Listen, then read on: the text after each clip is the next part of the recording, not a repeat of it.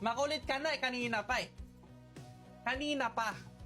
Oh, isipin mo, alas 11 na nag-good night na siya. Pero ang tanong, tulog ba siya? Hindi. Hindi siya tulog.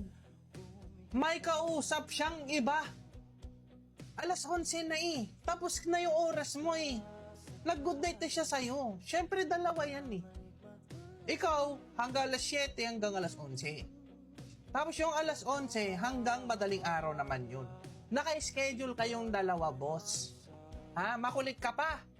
Kukulit ka. Kaya pa. Kaya pa.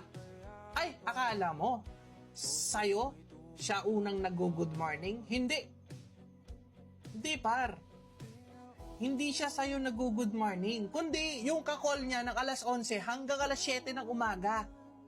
Naka-video call yan. Nakaharap pa silang dalawa. Par.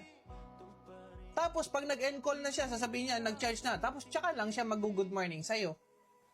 Ganun yun. Ano, buhay ka pa? Kaya pa? Mamangulit ka pa? Yan ang sinasabi ko. Ano, LDR pa no? LDR? Masaya ba? Masaya? Sipin mo yan, layo-layo mo. Wala kang magagawa. Paano kung ano, paglabas na, bibili siya ng magic sarap. Tapos meron siyang nakita doon na mas masarap. Oh, alangan naman. Ay, sus. Boss, sabi ko sa'yo, boss, huwag kang magtiwala. Delikado yan. Huwag na huwag kang magtiwala, boss. Makulit ka eh.